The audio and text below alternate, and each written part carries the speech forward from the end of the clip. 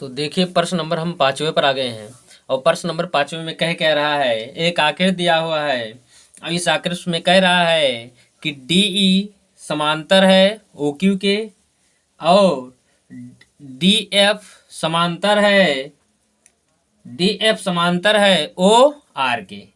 तो सिद्ध कीजिए ई एफ समांतर होगा किसके क्यू आर के। ठीक, तो इस चित्र में देखिए दिया क्या है। इस चित्र में दिया गया है कि डी ई समांतर है ओ क्यू के तथा डी एफ समांतर है ओ आर के। तो सिद्ध कह रहा है दर्शाइए कि क्या दर्शाना है, यानी कि क्या सिद्ध करना है। हमको सिद्ध करना है ई एफ समांतर होगा क्यू आर के। ठीक, तो ये बातें हमको यहाँ पर करना है। तो देखिए, तो इसमें दिया क्या है, यह चित्र है, इसमें कह रहा है डी समांतर है ओ क्यू के और डी एफ समांतर है ओ आर के। तो सिद्ध कीजिए कि ई एफ समांतर होगा क्यू आर के। ठीक, तो आइए किया जाए उपपत्त। तो हम सबसे पहले इस त्रिभुज में बात करेंगे। अब इस त्रिभुज में क्या है, डी समांतर है ओ क्यू की।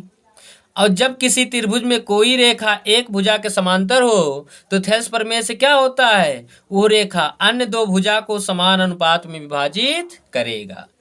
तो हम बात करेंगे त्रिभुज ओ पी क्यू में, और ओ पी क्यू में क्या दिया है, डी ई समांतर है ओ क्यू के। यह बात क्या है, दिया है। और जब कोई रेखा एक भुजा के समांतर हो तो किससे, थेल्स प्रमेय से। थेल्स प्रमेय से क्या होगा, पीई बटे ई क्यू बराबर पी डी बटे डी ओ। इसको मान लेते हैं हम समीकरण 1। ठीक, अब दूसरी बात क्या कर रहा है, दूसरा दिया है डी एफ समांतर है ओ आर के। अब देखिए किस त्रिभुज में है, ओ पी आर में, ओ पी आर में। तो हम बात करेंगे त्रिभुज ओ पी आर में। तो ओ पी आर में क्या है, डी एफ समांतर है ओ आर के। कैसे, ये बात दिया है। और जब कोई रेखा त्रिभुज के एक भुजा के समांतर हो तो अन्य दो भुजा को क्या करता है, समान अनुपात में विभाजित करता है। किससे, थेल्स प्रमेय से। क्या होगा, पी एफ बटे एफ आर बराबर पी डी बटे डी ओ। अब इसको मान लेंगे समीकरण 2। 1 और 2 में क्या देख रहे हैं, दोनों का क्या है, दोनों का दायां पक्ष बराबर है। और जब दायां पक्ष बराबर है तो जाहिर सी बात है बायां पक्ष क्या होगा, बराबर होगा। तो हम बात करेंगे समीकरण 1 व समीकरण 2 से। क्या हो जाएगा, पीई बटे ई क्यू बराबर पी एफ बटे एफ आर। ठीक, ठीक, तो अब देख क्या रहे हैं, देखिए पीई बटे ई क्यू बराबर पी एफ बटे एफ आर आ रहा है ना। तो एक बार हम बात कर लेते हैं त्रिभुज पी क्यू आर में, इसको नाम दे देते 3।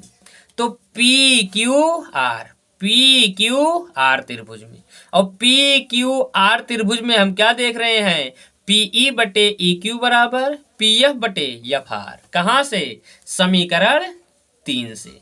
तो क्या देख रहे हैं, पीई बटे ई क्यू बराबर पी एफ बटे एफ आर। कहाँ से, समीकरण 3 से।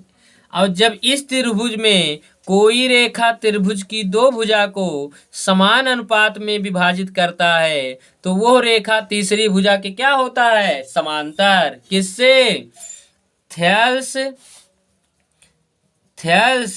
प्रमेय के विलोम से।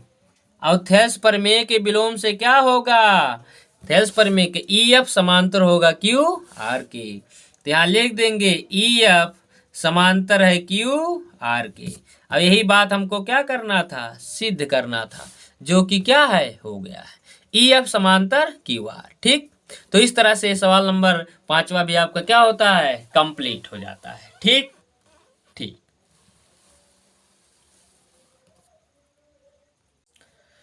तो हम आ गए क्वेश्चन नंबर इसके छठवें पर। क्वेश्चन नंबर छठवें में एक चित्र दिया हुआ है ना।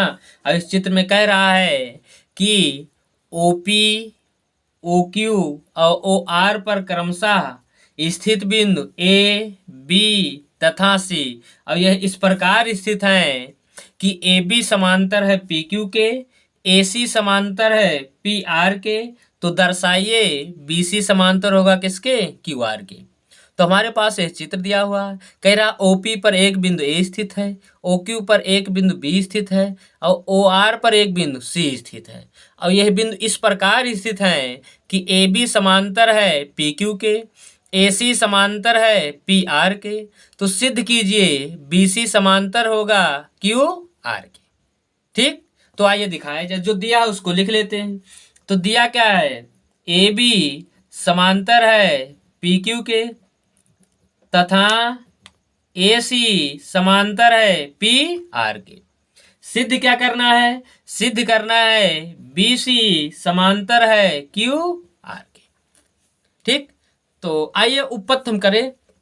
तो देखिए ए बी समांतर है पी क्यू के। यह किस त्रिभुज में दिया गया है? त्रिभुज ओ पी क्यू में, ओ पी क्यू में। और जब किसी त्रिभुज में कोई रेखा एक भुजक समांतर हो तो अन्य दो भुजा को समान अनुपात में विभाजित करता है। किससे? थेल्स प्रमेय के। ठीक, थेल्स प्रमेय से। तो हम बात करेंगे त्रिभुज ओ पी क्यू में। और ओ पी क्यू में क्या देख रहे हैं? ए बी समांतर है पी क्यू के। और यह बात क्या है? दिया है। और जब किसी त्रिभुज में कोई रेखा त्रिभुज के एक भुजक समांतर है तो अन्य दो भुजा को क्या करता है? समान अनुपात में विभाजित करता है। किससे? थेल्स प्रमेय से। क्या होगा? तो थेल्स प्रमेय से होगा ओ बी बटे बी क्यू बराबर ओ ए बटे ए पी। अब इसको मान लेंगे समीकरण 1। ऐसे ही दूसरे त्रिभुज में देखिए, त्रिभुज ओ पी आर में। तो ओ पी आर में, ओ पी आर में हम क्या देख रहे हैं? ए सी समांतर है पी आर के। और जब कोई रेखा त्रिभुज के एक भुजा के समांतर हो तो अन्य दो भुजा को समान अनुपात में विभाजित करता है। किससे? थेल्स प्रमेय से। तो इस त्रिभुज में क्या दिया है? ए सी समांतर है पी आर के। ये बात दिया है। तो क्या हो जाएगा? थेल्स प्रमेय से। थेल्स प्रमेय से क्या हो जाएगा? ओ सी बटे सी आर बराबर ओ ए बटे ए पी। अब इसको मान लेते हैं समीकरण 2। समीकरण 1 और समीकरण 2 में क्या देख रहे हैं? दायां पक्ष क्या है? बराबर है। और जब दायां पक्ष बराबर है तो बायां पक्ष क्या हो जाएगा? बराबर। तो समीकरण 1 व समीकरण 2 से क्या होगा? ओ बी बटे बी क्यू बराबर ओ सी बटे सी आर। ठीक, ओ बी बटे बी क्यू बराबर ओ सी बटे सी आर। तो इस त्रिभुज में क्या देख रहे हैं कि यह रेखा त्रिभुज की दो भुजा को समान अनुपात में विभाजित कर रहा है। और जब समान अनुपात में विभाजित कर रहा है तो किससे? थेल्स प्रमेय के विलोम से। थेल्स प्रमेय के विलोम से क्या होगा? बी सी समांतर होगा क्यू आर के। अब रिजल्ट क्या हो जाता है? सिद्ध। क्योंकि अगर कोई रेखा त्रिभुज के दो भुजा को समान अनुपात में विभाजित करता है तो वो रेखा त्रिभुज के तीसरी भुजा के क्या कहता है? समांतर। तो जब यहाँ दिया है ओ बी बटे बी क्यू बराबर ओ सी बटे सी आर तो थेल्स प्रमेय के विलोम से क्या होगा? बी सी समांतर होगा क्यू आर की। अब इस तरह से रिजल्ट हमारा क्या होता है? सिद्ध हो जाता है ना। तो हम बात करेंगे अब नेक्स्ट क्वेश्चन नंबर 7 पर।